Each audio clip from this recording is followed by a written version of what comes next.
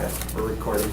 Okay, Chairman Weary is excused, so as Vice Chair, I'll be running the meeting. Present are Alderman Johnson, Nicholson, and Burnett. Excused is Alderman Weary. Can I get a motion to approve the agenda? So moved. Moved by Nicholson, second by Johnson.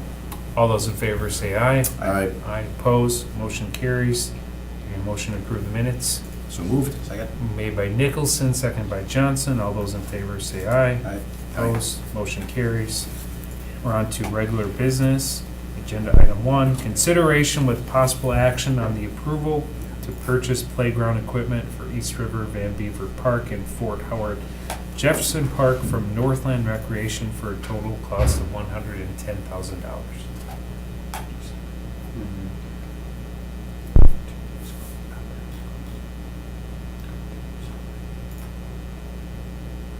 Sorry, we're No, just that's trying to fine. get this set up here. So then go to.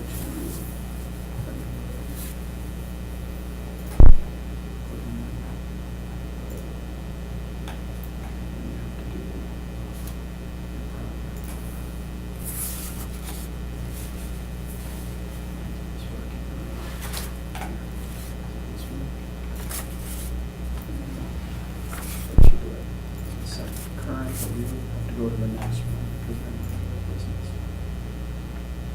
Okay, now set current. Okay, I apologize. So we have Corey Mim here. She's our senior landscape architect. She was involved with the request for a proposal process for the playground equipment. So she'll just give a brief presentation of the process and then which equipment was selected. You're welcome. So last year, we received $150,000 as a community development block grant for playground equipment replacements at East River Van Beaver and Fort Howard Park, and that's the one adjacent to Jefferson School.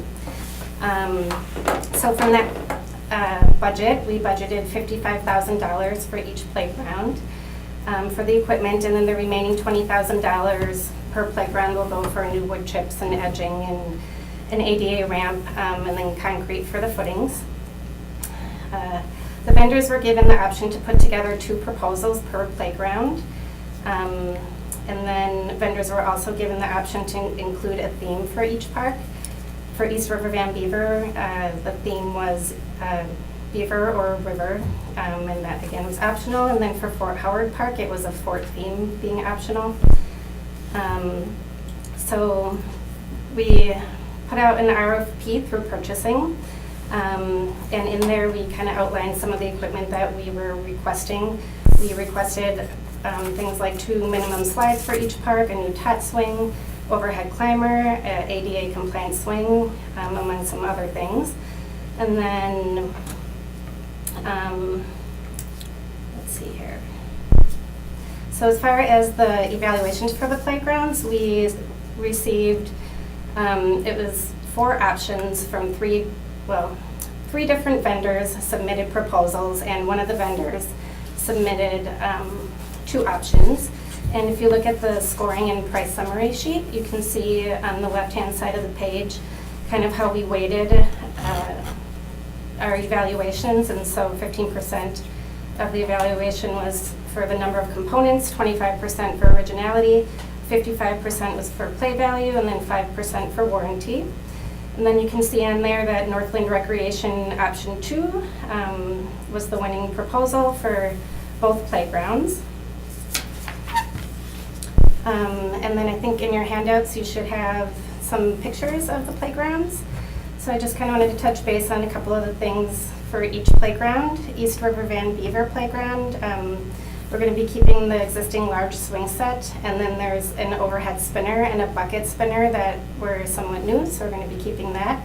But then everything else is going to be new. You can kind of see the Beaver River theme throughout that playground with the logs and trees, and then there's like a wrapped swing there. And then the Neighborhood Association requested that we use bright colors, and so we feel that that option was a good choice for that. And then with Fort Howard Park, we're going to be keeping that large swing set as well. We did receive a couple of proposals with fort themes for that, but we just didn't feel the play value was there for those, so We didn't select those. And then the equipment should arrive in April, and we're planning to have our park crews install it this spring or summer. Is the park at Fort Howard, is that the Fort Howard School area, or is that, am I thinking? I think there's towards Fort Howard Ashwaubenon? Parks School, right? And Yeah. then, Yeah, it's Ashwaubenon. Fort Howard Jefferson School, so it's the park located right next to the park shop. So Fort Howard School is located right off of Dousman, it's Sure. the other one. Okay, so the reason I asked, it looks like there's a water feature, is that an existing pond or creek or something? there is a splash pad at that park, but I guess The, I'm not Is that on the quite rendering? sure. on the rendering, there's like a little water in the background. Yeah, it's just the consultant just put that in as a pretty Bait and background switch, picture, right? so Bait and switch. there is no pond there. That's fine. So that's interesting. that Yeah. that's on there. Any questions from the committee? Motion to approve? Second. Real quick, this is an RDA, because they're funding this project, the actual approval to purchase it needs to be referred to them. So what I'd be looking for a motion is to approve the purchase of the equipment to Northland Recreation for a total cost of $110,000, and then to refer the recommendation to the RDA for So approval. moved. Okay, motion made by Nicholson, seconded by Johnson. All those in favor say aye. Aye. Motion passes. Thank you. Thank you for coming. Appreciate it. Second agenda item, consideration with possible action on the review of the bids and funding sources for City Hall elevator replacement. So as you know, many of you know, we've been talking about the elevator replacements for a few years now. If you've been in the building for any number of years, you'll see that those elevators break down on a regular basis. We estimate they maybe break down once a month or one elevator will break down once a month on average, but we can generate the total number over X number of years if you want us to. But ultimately, the elevators are original to the building, and we are having a lot of problems. It's getting to the point where the company that we work with to service the elevators, they're having a hard time even finding parts to replace them, to replace the broken parts. So 2 years ago, we had an elevator break down, and it was down for about a week because they had to manufacture a part to fix it. So Public Works bid out this project recently, and the base bid with all of the alternates that were selected comes out to $1,060,000, $697. There was only one company that bid on this project, and it was Zize Construction. I'm sorry, that bid was from the fall of 2018. So we bid it out in the fall. Base bid came in at, with the alternates, over $1 million, which was over our budget. So we did not award the bid at the time last fall, and DPW restructured the bids. And what they did is they tried to remove some of the stipulations on proprietary products used in the elevator renovations to make it easier for more people to bid on it. So they rebid it. I apologize, I misspoke. So they rebid it recently, and the price came down. It came down significantly, but it still came in at way over our existing budget.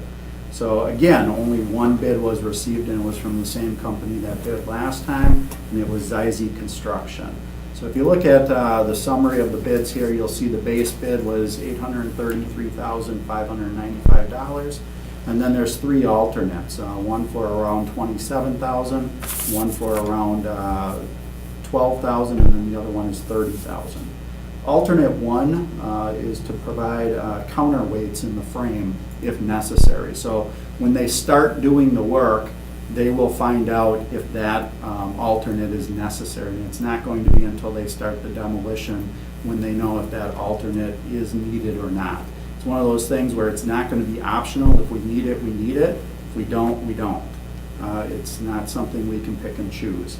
Alternate two for $11,700 is for an elevator management system.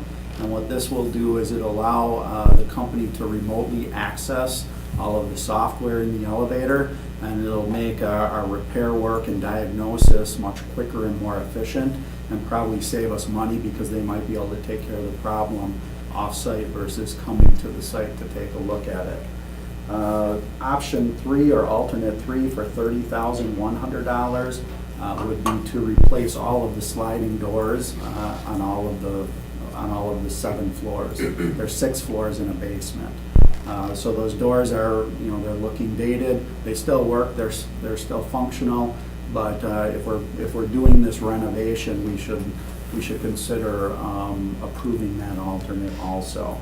So the grand total for the entire project with the alternates is $902,345, which, like I said, is considerably cheaper than the last bid. Public Works, if we do award the contract, would like an additional $80,000 in contingency for the unknowns. Like I mentioned, until you start doing the demolition and start putting everything back together, you don't know what unknowns are out there. So they would request another $80,000. So that would put the grand total with the contingency to $982,345. Now in 2017, we did bond $430,000 for this project, of which we spent about $15,000 for consulting fees. So in order for us to award the contract with the contingency and the 3 alternates per what DPW would recommend, we would be looking at needing an additional $570,000 in order to award the bid. As Steve mentioned, we can hold the bids for about 60 days, but after that, we can't hold it any longer. So we either have to award the bid in the next 60 days or we have to decline it and then figure out another game plan moving forward. So I did talk to Steve in detail, and he feels that this is although it's over our budget, he feels that it is considerably under what it was before, and he would recommend that we move ahead with it. And so obviously you'll be discussing that at INS or at council whether or not to award the bid. I'm just here to talk to you about funding and where the bids came in at. So what I'd be looking for here, and this kind of leads into our next agenda item, which is also our 2019 CIP, Capital Improvement Plan. And so in my plan, as you see in your agenda packet, I did include the $570,000 in that capital improvement plan. The park committee is not the committee that approves the INS or approves the award of the bid, and it's not the committee that approves the bonding. So we would have to do one of 2 things: either refer this to finance and INS to make the decisions, or to just take it up as a full council next week, which is what I would probably recommend doing, because ultimately I'm sure that a lot of alders are going to want to weigh in on this. I know that there was a lot of discussions when it was originally funded for $430,000, whether or not the project should be funded or not. So I guess to save time, knowing that we only have 60 days, I would just recommend that we refer it to the full council for discussion. But if you have any questions, definitely willing to answer them now. It's one of those things when the elevators break down, if we do have a catastrophic breakdown at some point, it'll probably cost us more money at that point to do it, and then it would be an emergency order and emergency funding. So we're trying to be a little proactive, knowing that we have a lot of issues and a lot of problems and breakdowns currently. So, Comments, questions, Alderman Johnson? Dan, how many, elevator service, how many companies are there that would be eligible to bid on this project? well, this was actually a general contractor that actually bid on it, and then they had an elevator company as a sub. And so the company that was a sub, I don't remember the name of the company offhand, I don't have that in front of me, but Steve has used them before, and it is okay. He says they're a good company to work with. Now with these general contractors, what they do is they go to the various elevator companies and they get bids from them, and they usually go with the lowest bid on their end. We don't see that bid because we're getting the bid from the general contractor. The reason that a general contractor is involved, and it's not just an elevator company, is because in order to actually do some of this work, they're gonna have to bring in a crane and come off of the roof to actually some of the equipment into the building and do the renovations. So this is not a total replacement of the elevators, it's a renovation of the elevators. But in essence, all of the mechanicals are going to be new, and all of the decorative stuff that you see in the elevator is new, but the actual car itself is going to remain. And I guess, and that's where, I mean, significantly over what we originally budgeted. I'm not sure how that original number was created or crafted, but I guess my concern would be $1 million of taxpayer dollars and only one bid, and we're comparing it against a bid that was received by the same company previously. That's the concern that I have. And then, of course, we have in our budgeting process identified a lot of different things that, you know, we need to fix, whether it's roads or, you know, whatever it might be, right? And it's, we've asked all of the other departments to hold off on making investments on capital projects in this last budget period. You know, to me, I think we have to have a conversation around whether or not this is the priority over a lot of the other things that we have, or do we continue to limp along with maintenance expenses for the next couple of years until we're in a better financial position? And that's why I think that, you know, a discussion with the full council would have some benefit.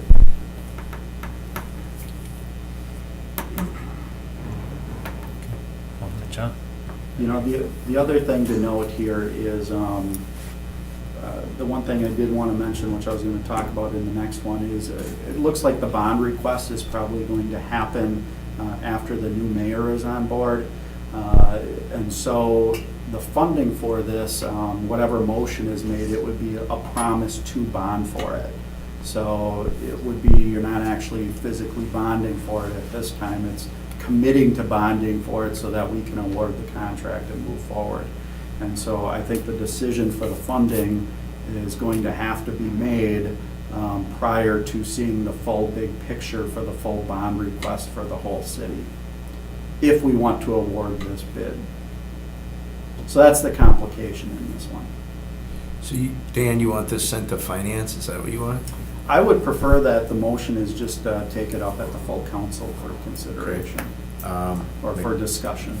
Okay, I'll make that motion to that effect. Motion by Alderman Nicholson.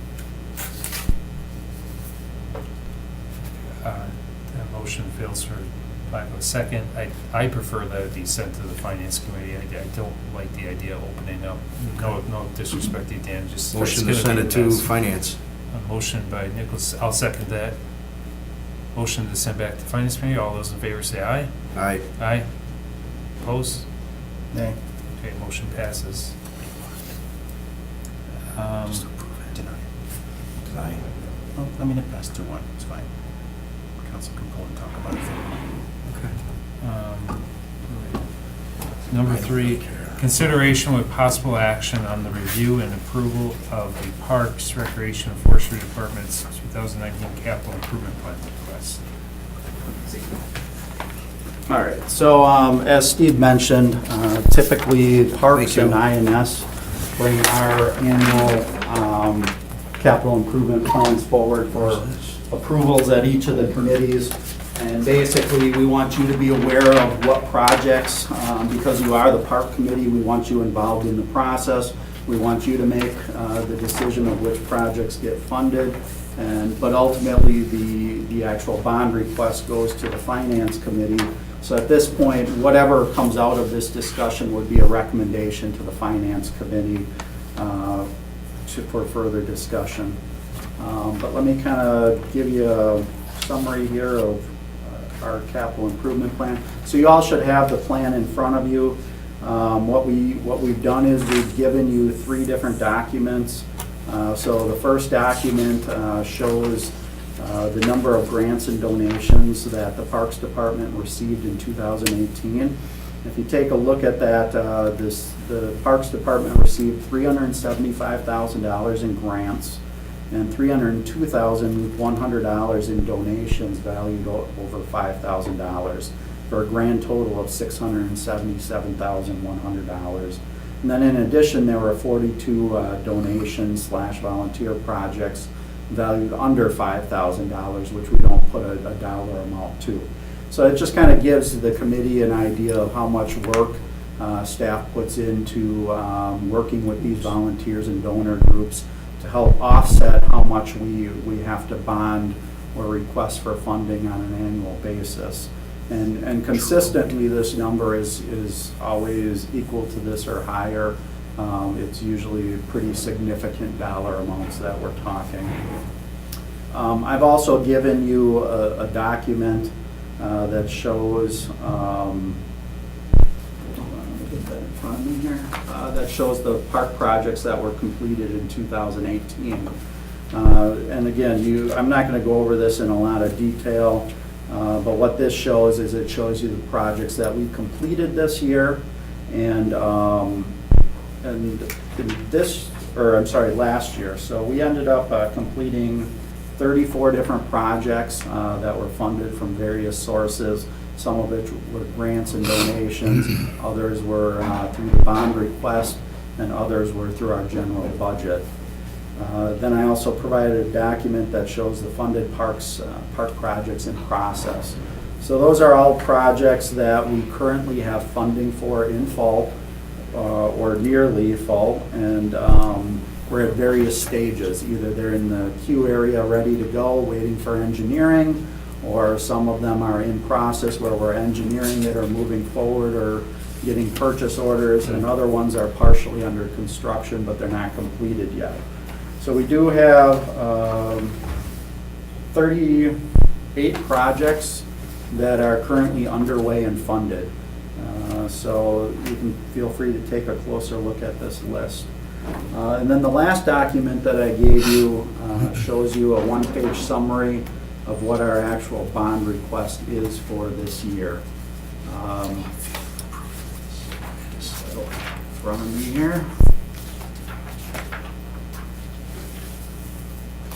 So we have this broken down into categories.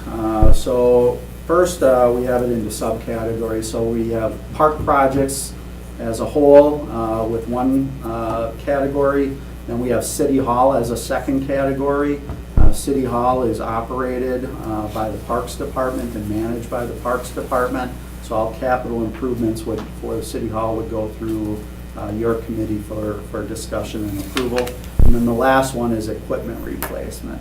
So I'll kind of give you a little bit more background and detail on each of these here. So for athletic field renovations, we have a total cost of $650,000. What we're proposing there, if you take a look at the plans that I gave you, I just handed out, the first page shows the existing conditions of Colburn Park, and that's the Little League ball field area.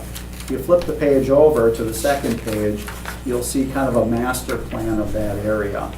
So the Little League group in Green Bay is really growing and thriving, and there's been a desire for a number of years from these user groups to locate a tournament facility with a minimum of 4 ball fields in one location somewhere on the west side. And right now, Colburn Park is really the only park on the west side that's large enough to accommodate the request. So currently, there's 2 Little League fields that are there.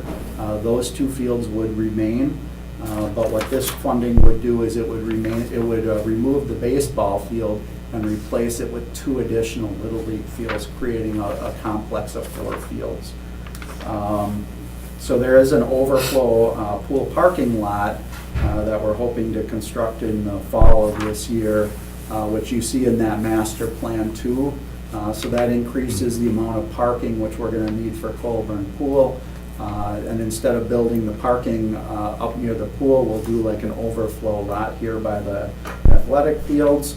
And so by combining the ball fields with the parking lot project, there'll be a cost savings with engineering and construction by doing it all at the same time. So $350,000 will rebuild the fields, $300,000 would be for sports lighting, on the 2 new fields. When you go into the next category, sport courts for $80,000, that would be to replace and relocate the hockey rink at Colburn. So if you look on the master plan too, one of the goals here is to move the hockey rink a little further away from the ball fields and kind of switch the location from ice hockey and skating and just switch the two. It's just going to work out better from a user standpoint, and it'll get that hockey rink a little further from the ball fields, because right now there's a lot of conflicts because it's so tight there. Right now it's right up next to the dugout. And so this funding would give us the money to relocate that hockey rink and replace the sports lighting on that hockey rink. When we look at the special facilities for $200,000, the $100,000 of that would be to replace the aviary at the Wildlife Sanctuary. That's in the bird exhibit behind the observation building. It's kind of the walk-in cage that you can go through. Right now it has wood frame structure, and the wood is rotting out, and we really are starting to have safety concerns with allowing public into that aviary, so we'd like to replace that in its entirety and build a new aviary there. We're proposing $50,000 for Edison Park pickleball courts. A few months ago, we gave permission to a donor group to fundraise $10,000 for pickleball courts at Edison Park. That group has successfully met their goal of $10,000. It's a $60,000 project to convert the tennis courts to pickleball courts. And so what we said at the meeting is we would discuss funding the $50,000 if they were successful with the fundraising efforts. So as a staff, we're definitely supportive of putting that into our capital improvement plan. We have $25,000 in there for hockey rink board replacements. We have 4 hockey rinks within the city. All 4 rinks, the dasher boards around the perimeter of them are rotting out. So in 2018, we bonded either $20,000 or $25,000 to replace 2 of the hockey rinks. And so we're in the process of doing that right now. This $25,000 would be to complete the other 2. So we'll have new dasher boards. If this is approved, we would have new dasher boards on all 4 rinks, which is definitely a necessity. And then we're requesting $25,000 for lumber. So this would be deck lumber. We have a lot of boardwalks at our wildlife sanctuary. Those boardwalks are getting aged, and a lot of the decking is starting to rot out. So what we would do is we would purchase the lumber, and then our own crews would replace the rotting lumber as needed. When we go to the building and shelter section for $70,000, we have a proposal here to replace the HVAC system at the park shop.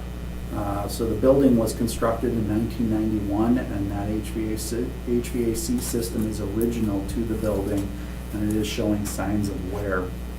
So the desire would be to replace it before it actually fails in the middle of winter, and we can plan for it this way.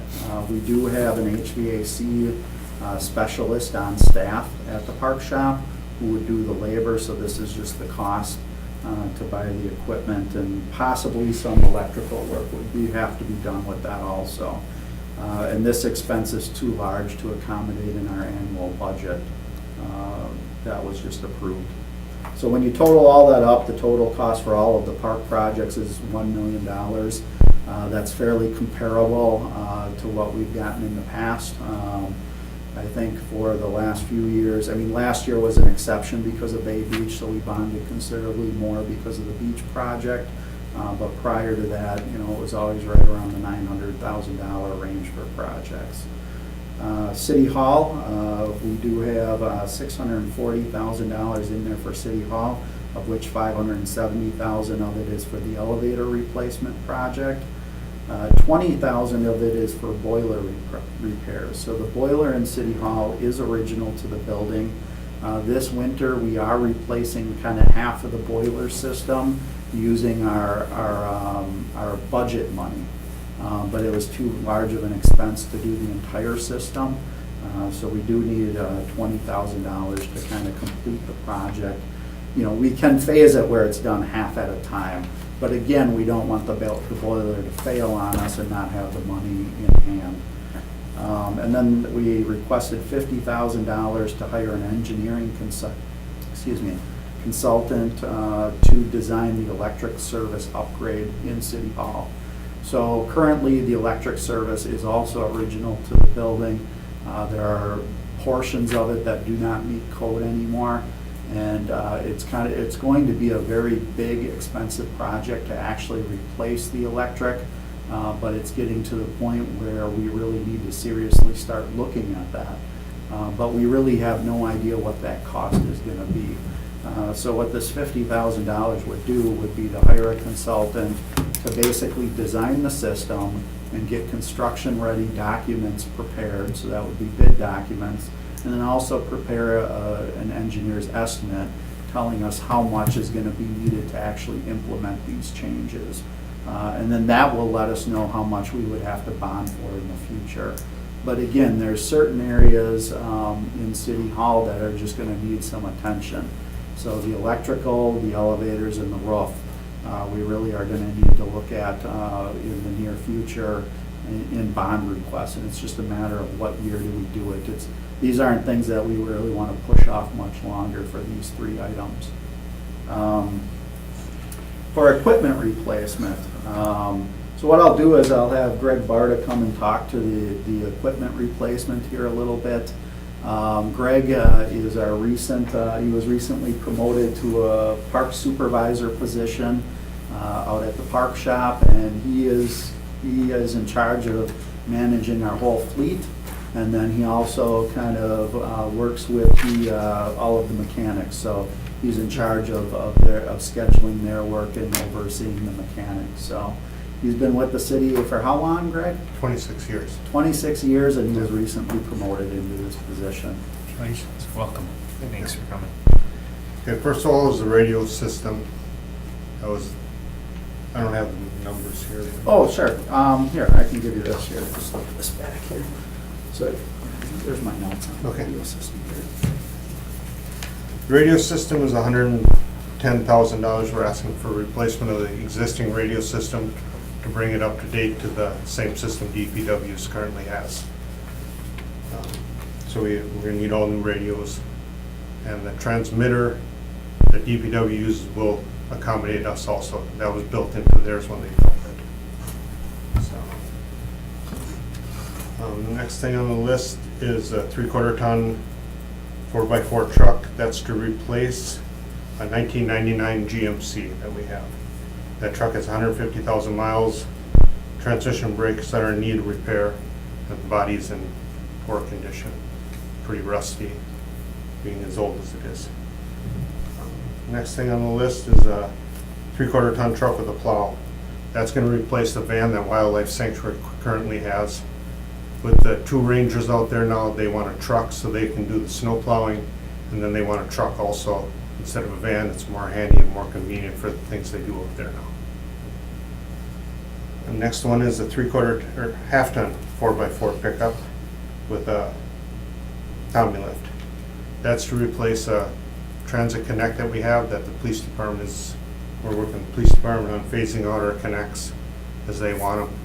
So this would be for the used by the parts department. They want the Tommy lift for lifting stuff on the back, so you don't have to pick the stuff up and moving gas. We got these gas caddies, all that stuff. Next one is a 3/4 ton regular cab, 4x4 with the Tommy lift. That's to replace a 1994 3/4 ton 4-wheel drive pickup, which has 113,000 miles on. Needs motor, brake, and suspension work. And that one also, the body's in very bad condition, pretty rusty. Next one is a 72-inch mower, our front deck mowers that we use for mowing in the parks. It's to replace a 2004 John Deere, which is 72-inch also. That one has 2,900 hours. It's in need of hydrostatic and steering system work on it. Next one is a 26,000 pound GVW flatbed pickup or flatbed truck. This is to replace Unit 20, which is a 1998 Ford F800. That one has 87,000 miles on it. It needs brakes and suspension work, and the body and the flatbed are in poor condition. The flatbed is pretty much worn out from hauling wood. They use it as a wood truck for forestry. And next one is a 33,000 GVW truck with a chipper box. This is to replace Unit 38, which is a 2000 GMC. They want to go with a bigger truck with all this EAB, with the ash borer and all that. They want to get a bigger truck because this one would haul about 3 times as much as the truck we have now. So they'd be more efficient. They don't have to keep running to the dump to empty the chips all the time.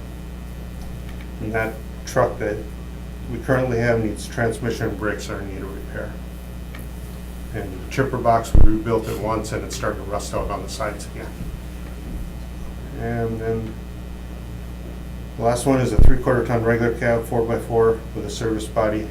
That's to replace our 2004 GMC, which is a service truck that we have out at Bay Beach. That one needs suspension and brake work, and the body's also getting pretty bad on that one. So, Any questions? I don't have any question. Okay. It was- I just want to just kind of touch bases on a couple of these things here with the equipment. So with the radios, I just want to kind of give you a little more information on that. So all of the city departments, with the exception of the parks departments, have already switched from an analog system to a digital system.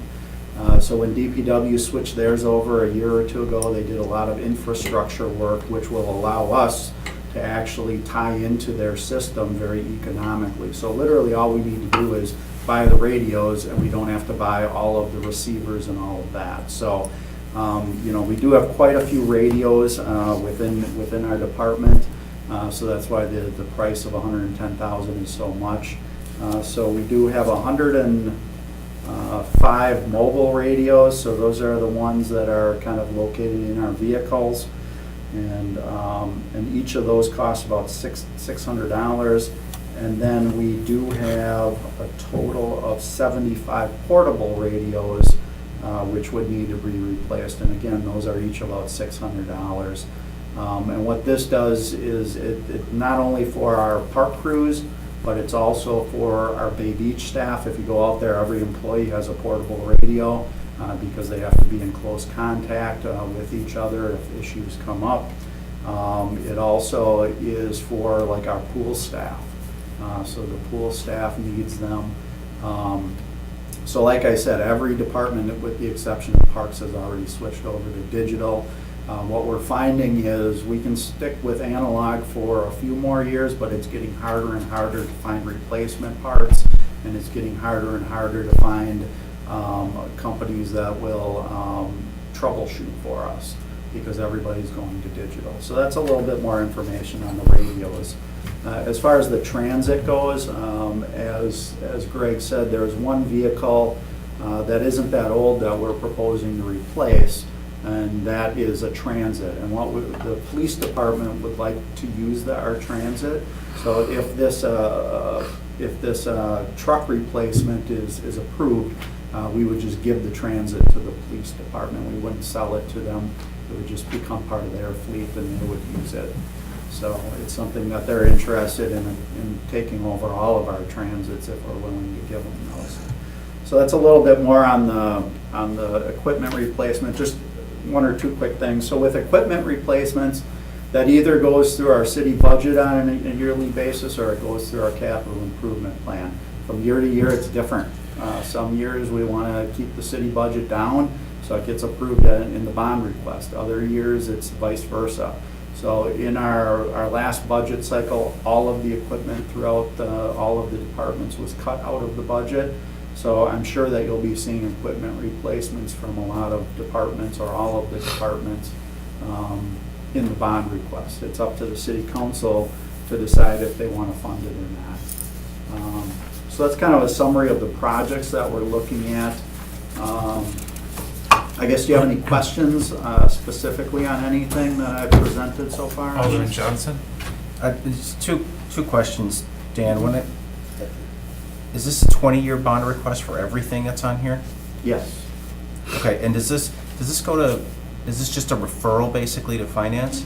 This would be a referral to finance. The only one, and you already referred the elevator one to finance anyway. So this is a referral to finance, but our full request probably will not go to finance until the new mayor is on board. Because as I mentioned, they'll take our request along with everybody else's for the year and give you a whole package. And so, although this will be referred, it'll probably be a few months before you see it on the agenda for the finance committee. Okay. So, I mean, I have no problem, I guess, referring this to finance committee and basically, referring it to them to say this is what the department thinks that they need. And this is probably more of these comments might be more relevant for the finance committee and the council as we proceed through the bonding process, but I have an aversion, I guess, to, bonding for things like a deck mower for 20 years at $20,000. I think we got to find a way to take care of that out of our budget. And the other piece that, I kind of draws a flag for me, is things like the boiler. Was it the boiler? It might be a bad example, but like the elevator. Take the elevator the last time, right, where we bonded $430,000, I think you said, and we've sat on that, and we've paid interest on it, and we've not done anything with it, and that makes me feel uneasy. So, again, probably comments more relevant for the finance committee. I think we need to look at every department and pull those things out, but those are at least a couple comments that would be relevant to your request here that I at least just want to give you the courtesy that I think as we progress through that, those are probably going to be some concerns that I do raise when that time comes. And I don't disagree with you. I think some of this, it would be nice if we could handle it within the budget. But as you know, year after year with the city budget, it's always tight and, we have to cut where we have to cut. So, but if we can get more money in there to handle some of these requests, I definitely would be in favor of that. I think long term, that's where we got to get. And the question is, what do you do in the interim?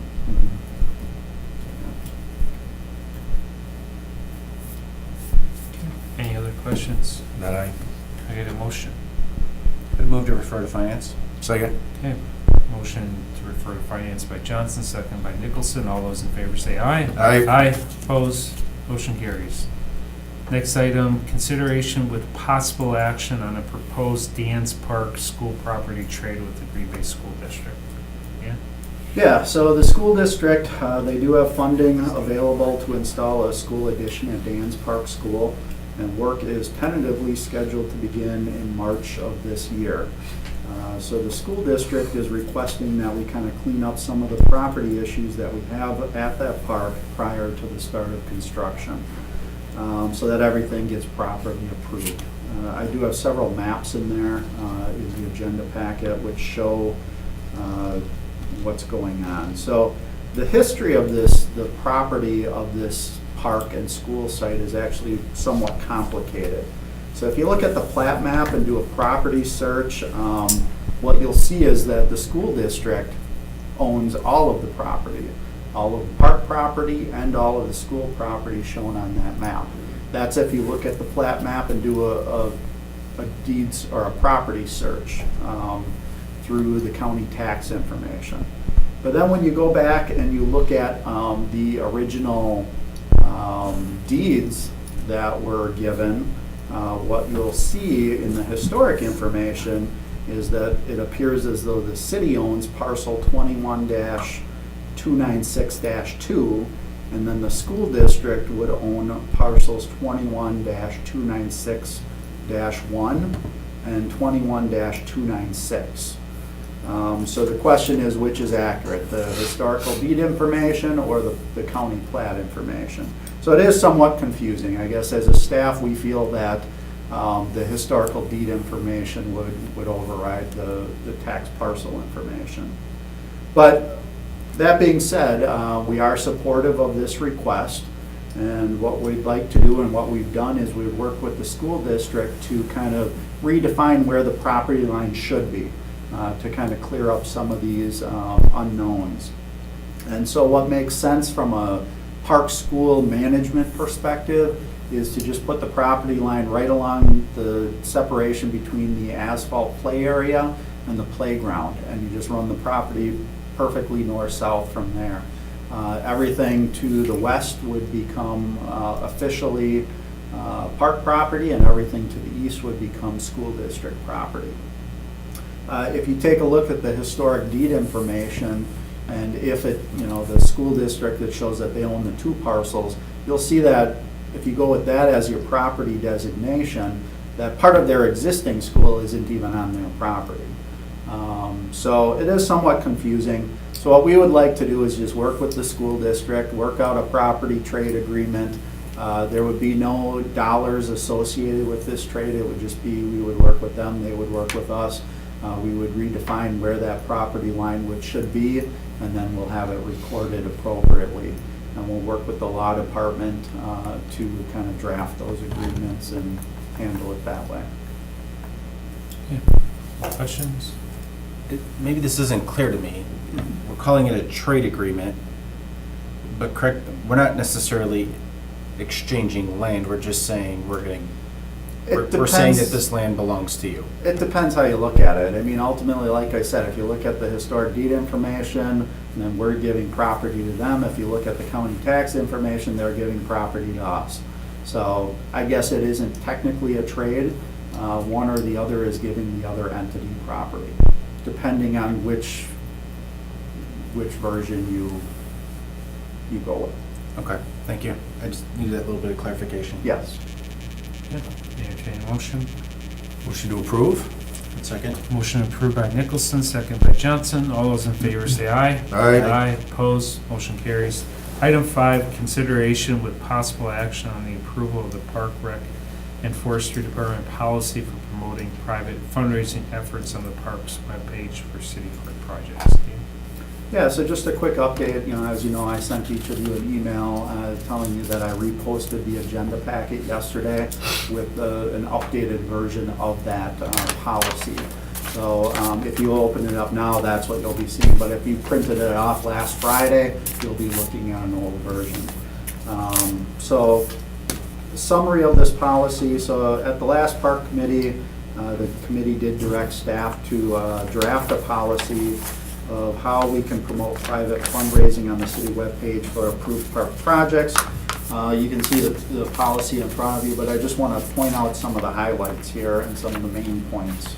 We won't go over everything, but the first is no information would be placed on the main city webpage. So when you click on City of Green Bay, it goes to the main webpage. Nothing would be on that page. This would only apply to the parks main web page. So when you click on Park Department, it goes to our web page. That is what this policy refers to. Anything other than that would probably have to go to a different committee for approval.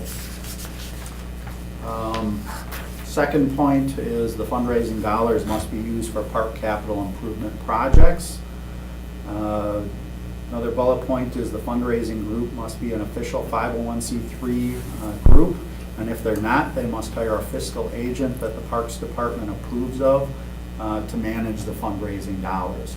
Our concern there is, just making sure that if we are linking the public to a different entity for fundraising, that we're pretty confident that that money is handled appropriately and accounted for. So that's the reason for that bullet point. The next one would be the park committee and city council must formally approve the fundraising efforts. This would be so that we don't, it's only ones that the city council says, yes, this is an acceptable project. The next one would be that city staff would not actually create a dedicated web page for the project. We would just put the information on our own web page.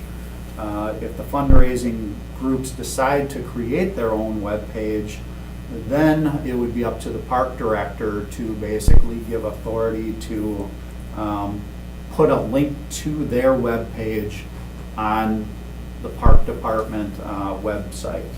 And we can then, it's up to the park director to decide what additional content would be on there. So for example, do we show a rendering on our website? Do we have a brief description on our website? That would be to my discretion to do that. But I would want to see their webpage first, just to make sure that all the information is appropriate on their webpage. So if we're sending somebody to an alternate webpage, we know what's on there and we're okay with what's on there. And then at the end, the posting would be removed either at the conclusion of the fundraising efforts or to the discretion of the Parks Director. So that's in summary, I think a fairly good draft of the policy. I guess we can talk about what other concerns and changes you would want on that.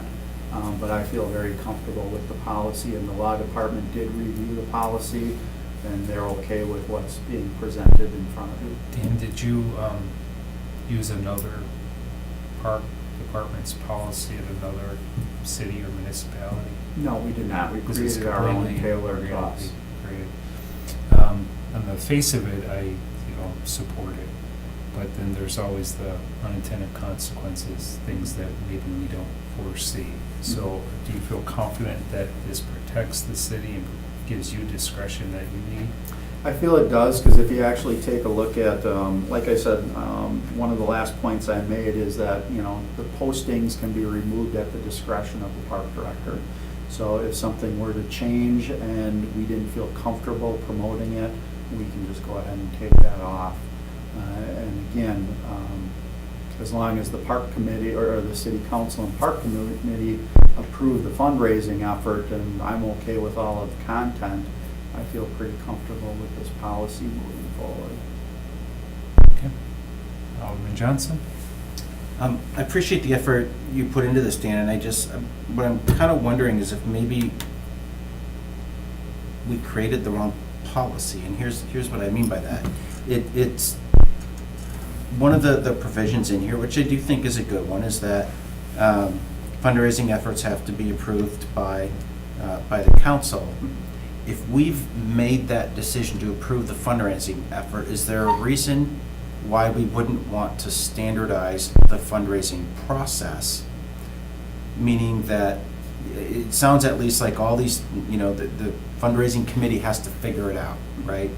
For a project that's going to benefit the city. Is there a reason why we can't have an arrangement with, say, the Greater Green Bay Community Foundation? Say, here's your checklist with what you need to do to fundraise for this project. And then we can give these projects sort of the equal access, I guess, to how we present and promote their fundraising efforts, knowing that we have a standardized process with how they raise those dollars. And that comes down to each individual fundraising group, because each one wants to handle their fundraising a little different. I mean, some groups want to create their own website and, promote fundraising that way.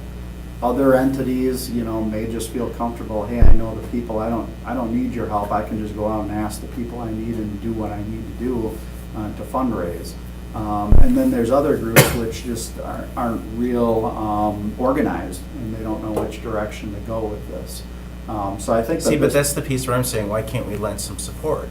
And, Well, I and think why that- can't we just be the entity that collects the funds, and then, of course, if they don't meet goals, that returns those? And And then you don't have to worry about risk with someone not meeting certain certain requirements and. Well, I guess that would be a totally different policy. That would be a donation policy. What this policy is how do we advertise it on the city webpage? That's what we were directed to do. We've had a lot of discussions as far as whether or not the city should be collecting the money in these fundraising efforts or not. Per the recommendation by the law department, it always was, no, we really shouldn't on every single situation, because sometimes these are still kind of tentative projects, and when you start collecting the money, if for whatever reason the project doesn't move forward, then we have to figure out a way to give the money back. Unless the And that's not foundation does it something- for you. Well, if that's why we're saying the foundation would handle it. Mhm. So it's either the group itself has to do it if they're a 501c3, or they have to hire their own fiscal agent to do it. that's not something that really the city would really want to be in that role. Because one example is if you collect all the money one year and the project doesn't move forward the next year for whatever reason, but they used it as a tax write-off, that could cause a lot of legal issues with giving the money back to them. And it's just something that the law department really has discouraged the city from actually collecting the money on these. I mean, we're happy to work with these donor groups to figure out a way for them to collect it. And, you know, so if they don't want to go through a fiscal agent or they don't want to collect the money themselves, we do also allow them to just collect IOUs basically, or a commitment, and not actually collect any funding. And that's what happened with the pickleball group. So when they went out and fundraised their $10,000, they have commitments for $10,000. They didn't actually collect any money because they're not sure if the project's going to happen, because we haven't committed our $50,000 yet. So, you know, there's just a lot of technicalities if we want to collect the money. But again, I mean, that's kind of a separate subject, not related to this policy in front of you. You know, we can kind of address the fundraising policy in the future, but that wasn't really the intent of this policy. Right, and that's why I said I think maybe we wrote the wrong policy. And, Yeah. and I know you did what was asked of you, and that's why I do appreciate the effort that you put into this. And if you know, to me, this seems like a reasonable document as a stopgap measure, but I think we ought to maybe take a look at a more standardized process, and we can have that, I can submit a communication for that. Yeah, that's fine. That would work. I'd entertain a motion on this to, I would say to approve if you don't have any changes to it. I'm good with it. motion to approve by Nicholson, second by Johnson. All those in favor say aye. Aye. Opposed, motion carries. Director's report. So right now, we're trying to make ice on our ice rinks, and that's been a battle. We've had a lot of warm days, a lot of snow, a lot of freezing temperatures, and once we get a rink going, we've had problems with them just failing. So it's an ongoing battle, along with snow removal and along with keeping Triangle Hill open. So we haven't consistently been open on Triangle Hill either because of the cold that we've had. But now with all the snow we've recently got, we've been open, and we will continue to be open out there. So we're currently building rinks at 2 of them at Perkins, 2 of them at Beaver Dam, 2 at Colburn, 1 at John Muir, 2 at Red Smith, 2 at Edison, 1 at Astor, and 1 at McCullough. So that's what we're doing for ice rinks this year. The Ferris wheel, that will be delivered to Bay Beach in mid-February. So the contractor is out there doing the site work and the footings and all of that right now. And come mid-February, the first 3 semi-loads are going to come, and towards the end of February, you'll see that wheel actually being erected.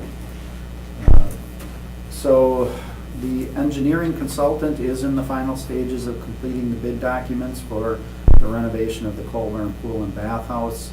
And the final pool plans were submitted to the state of Wisconsin for review.